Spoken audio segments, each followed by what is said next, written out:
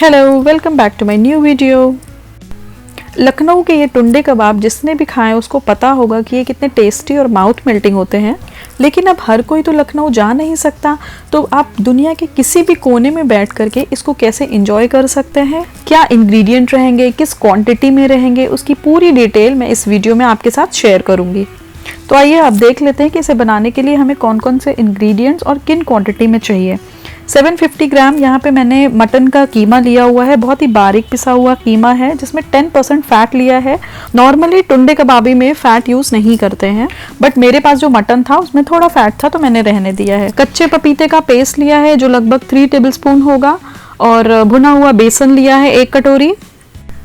2 medium size के प्याज लिए हैं, 4 से 5 हरी मिर्च और 3 teaspoon ginger and garlic paste. मसालों में मैंने लिया है 1 टीस्पून धनिया, 1 टीस्पून सौंफ, 1 टीस्पून जीरा, ड्राइड गुलाब की पत्तियां लिया हुआ है और आधा चम्मच काली मिर्च। इसके अलावा 2 इंच दालचीनी का टुकड़ा, 1 टीस्पून स्याज जीरा, 1 टीस्पून खसखस, हाफ स्टार, 1 बड़ी इलायची, 4 से 5 लौंग, 6 छोटी इलायची और थोड़ी सी जावित्री। तो ये तो हो गए सारे खड़े मसाले, और इसके अलावा मैंने लिया है 1 टेबलस्पून रेड चिली पाउडर और सॉल्ट।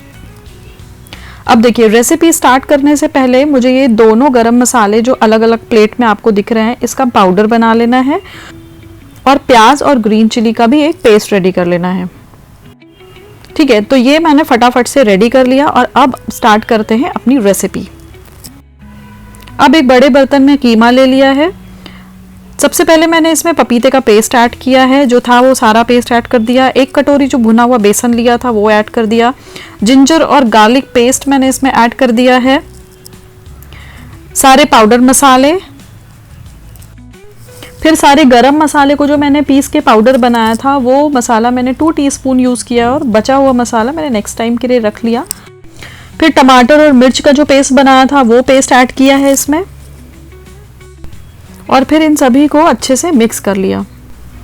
पहले जो चीज़ों का इस्तेमाल किया है उनको आपस में अच्छे से मिक्स करेंगे, और फिर जब वो मिक्स हो जाएंगे तब बाद में उसको कीमे के साथ मिक्स करेंगे।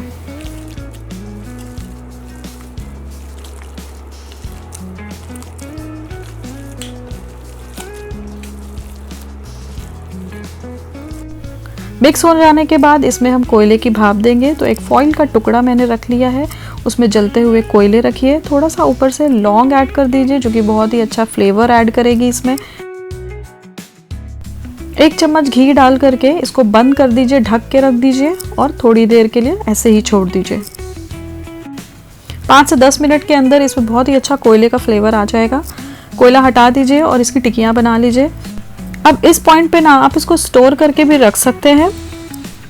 जब भी आपको बनाना हो फ्रिज से निकालिए, चम्मच की मदद से उतना पोर्शन बाहर निकाल लीजिए जिसका कबाब बनाना हो, और बचा हुआ वापस से फ्रिज में रख दीजिए। इस तरह से आप इसको 4 से 5 दिन स्टोर करके भी आराम से खा सकते हैं, कुछ भी होने वाला नहीं है। अब कबाब को जो है मीडियम आंच पे ही आप फ्राई करें, दोनों तरफ से पलट के, जब तक कि ये बहुत अच्छे से ब्राउन कलर का नहीं हो जाता। पलट के दोनों साइड पे घी, तेल, जो भी जिसमें भी आप फ्राई करना चाहते हैं अप्लाई करके उसको गोल्डन होने तक फ्राई कर लीजिए।